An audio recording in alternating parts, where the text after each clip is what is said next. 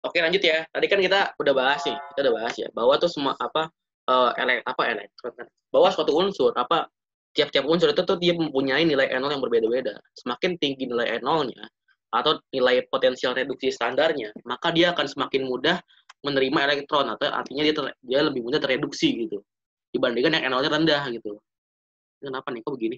Layar gua resume slideshow. Kenapa sih tadi? Apa nih? Ini share screen. Share komputer jangan. Oh, gitu. Semakin tinggi nilai N0-nya, aduh kok gini sih? Kenapa sih? Terlalu bentar ya, terlalu bentar. Apa nih? Rusak. Apa namanya? Wash ya. And share nggak bisa, hanya share sih.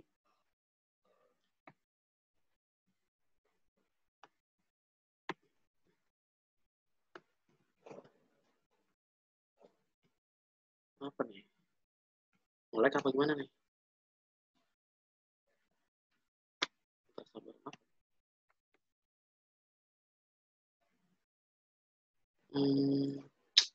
Apa nih? In progress. Halo? Kedengeran nggak suara gue? Ada. Ya. Jadi, semakin tinggi nilai N0-nya, maka dia akan semakin mudah tereduksi. Nah, karena N0CU itu lebih besar daripada nilai N0ZN, maka si N0CU ini, dia akan lebih mudah menerima elektron. Jadi elektron sini nih, itu akan mudah terserap ke dia dibandingin sama si ZN ini nih.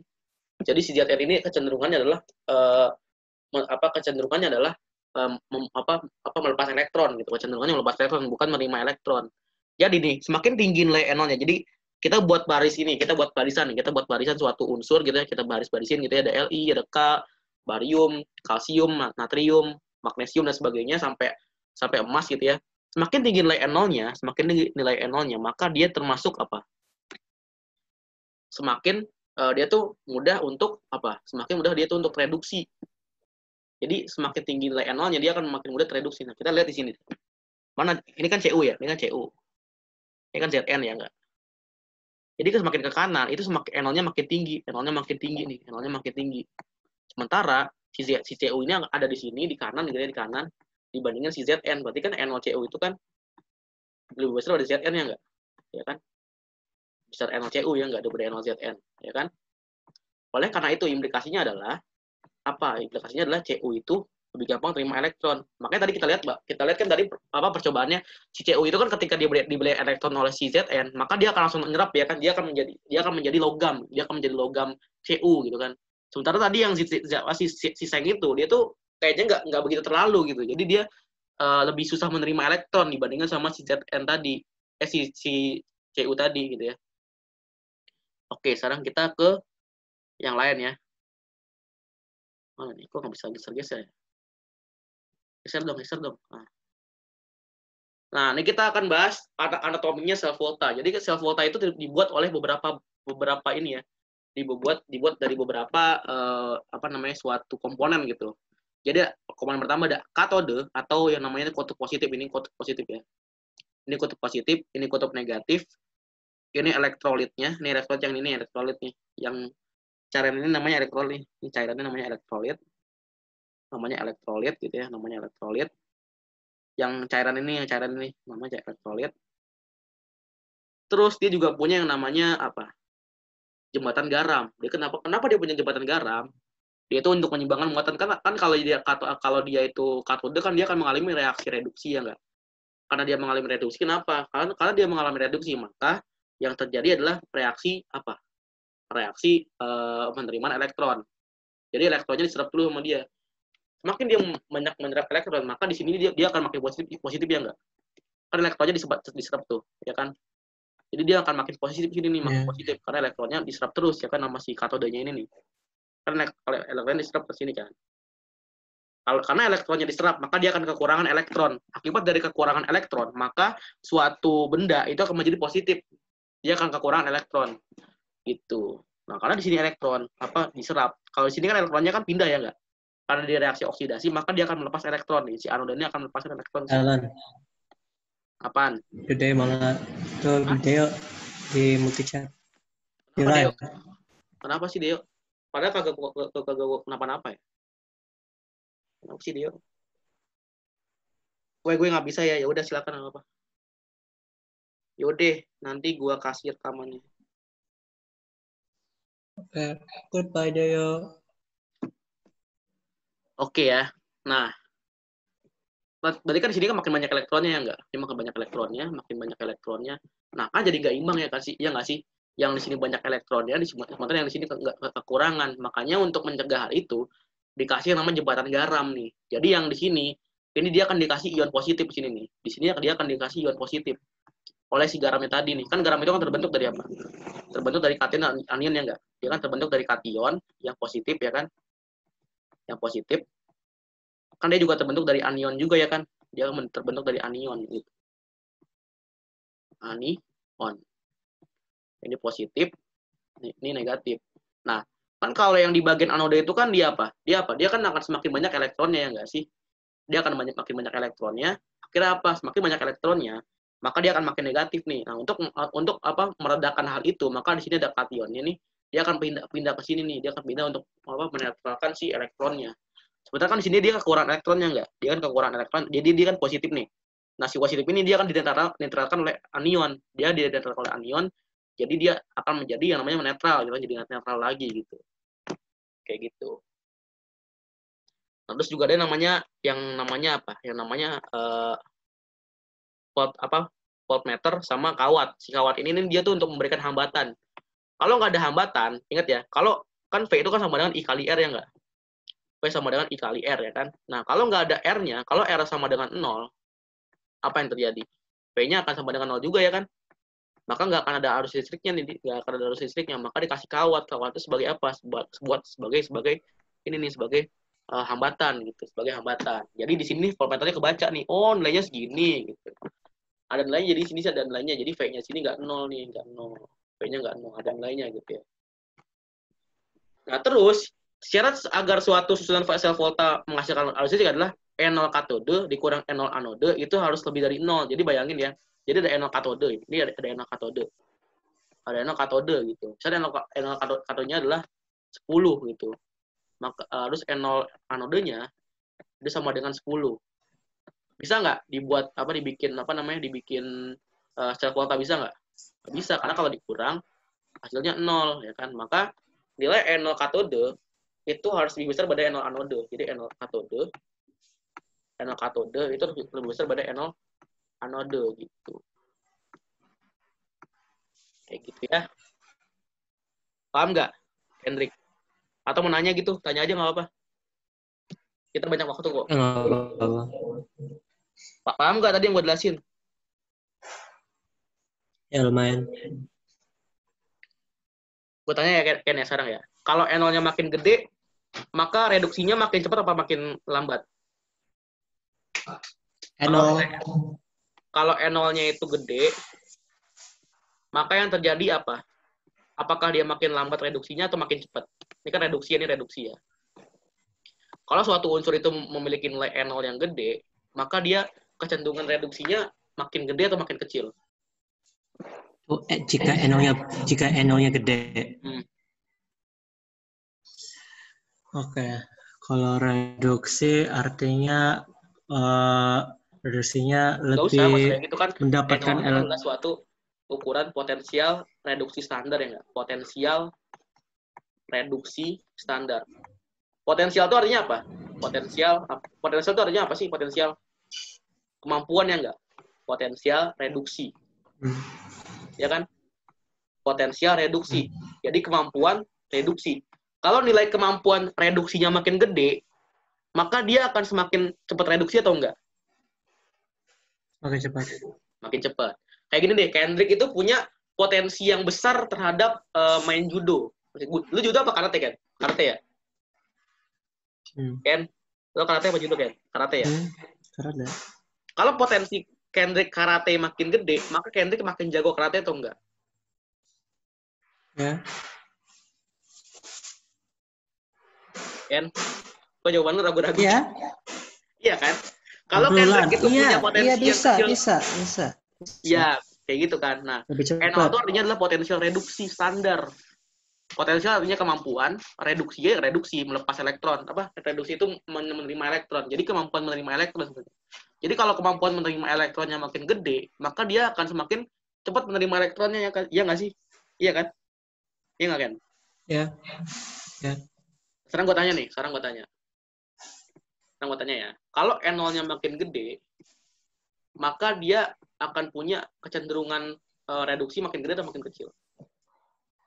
Gede. Makin gede ya kan? Makin gede. Kenapa? Karena N0 itu artinya adalah potensial reduksi. Potensial artinya kemampuan.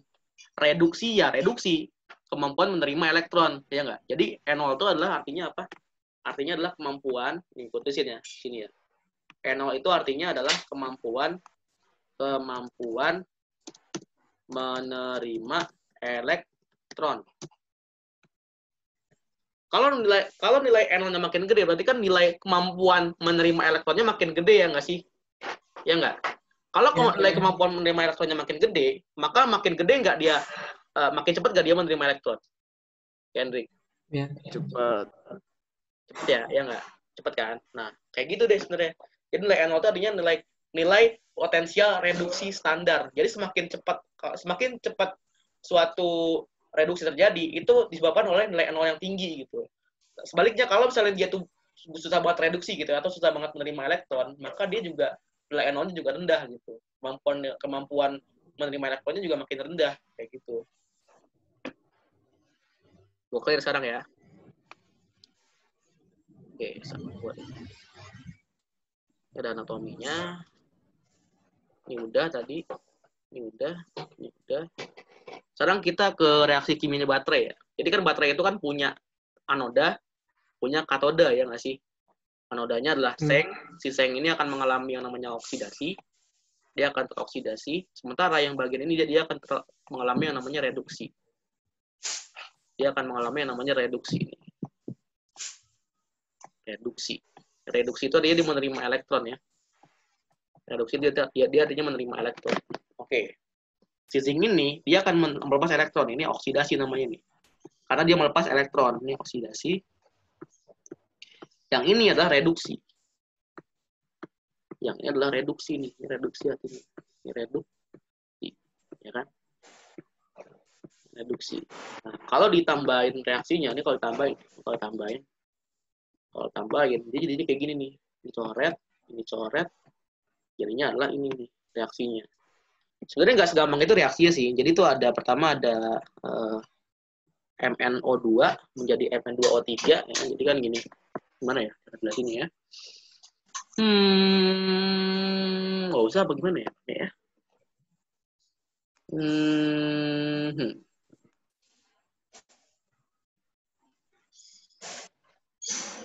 Gak usah deh, jangan deh. Terlalu sulit tuh kayaknya. Oke deh, sampai sini ada yang mau nanya nggak? Tanya dong. Mau nanya nggak? Tanya aja nggak ngerti yang bagian mananya. Lagi lihat slide. Hah? Lagi lihat PPT. Silakan.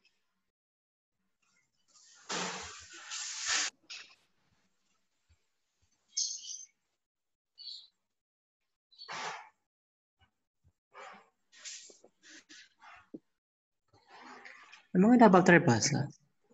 Hah? Baterai asam ada, baterai basa ada. Yang ini baterai asam sih, MnO2 menjadi Mn2O3 gitu.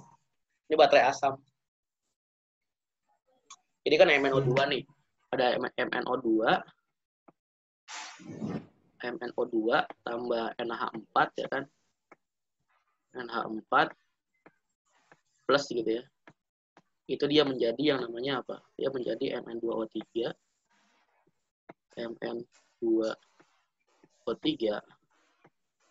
plus 2NH3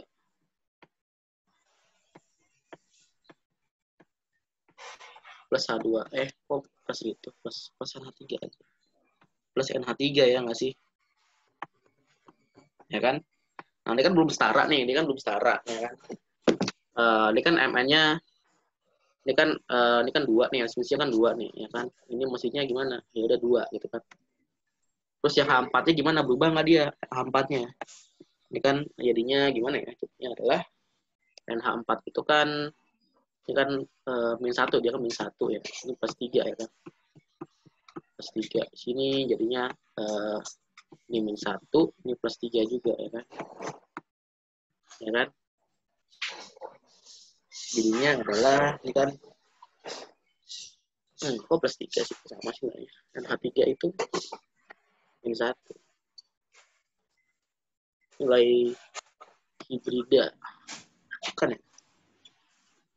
Bilog NH4 plus ya.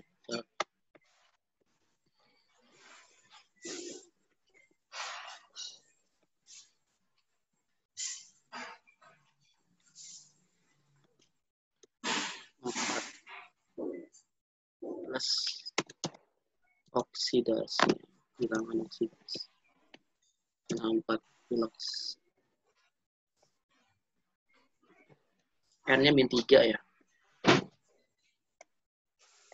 N-nya -3 +1 benar berarti ya. +1. Ya, nanti kita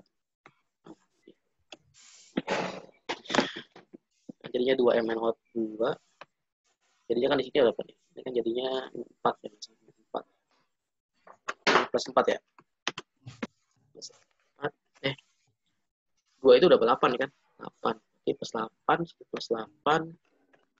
Di sini +8, di sini +6. Enggak, Lon. Masih lama nggak, Lon? Hah? Mau belajar Indo gua. Ya udah kalau mau keluar gak apa-apa, keluar aja. Nanti gua kirim recordernya aja. Ya, nanti malam. Emang ini Pendo ulangannya apa? Hah? Pendo Ulangannya apa? ulangannya Teks apa? sejarah ya, teks sejarah. Teks sejarah benar. -3 ini apa? Dadakan masalahnya, Lan. Ya juga. Iya sih, dadakan sih. Gue juga kesel jadinya kok dadakan begini ya. Kacau tuh. Emang ibu kasih PPT gak? Kasih nggak? Kasih nggak sih? Kasih ya? Lupa deh gue juga. Ada deh, kasih deh, kasih. Kasih beneran kasih. Kasih ya?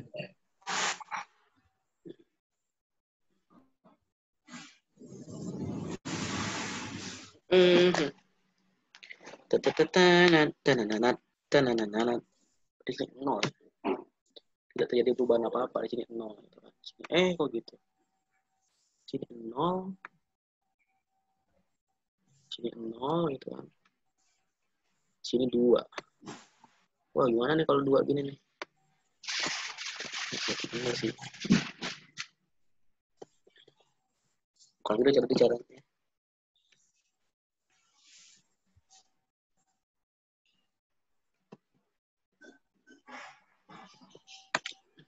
Oke, udah kelar sih sebenarnya. Ada yang mau nanya nggak? Ada yang mau nanya nggak? Ada nggak yang mau nanya? Silakan kalau mau nanya apa. Mumpung masih ada waktu. Gue juga Kalau bisa bingung lihat rekaman. Hah? Apaan? Kalau bingung lihat rekaman aja. Oh, lihat rekaman aja. Ya udah ya, berarti sekarang aja. Berarti gue end aja ya. Ya, perasaannya jelasannya lengkap ya. Ya udah gue end ya berarti ya. Boleh ya gue end ya. Oke. Dadah lah. Dadah.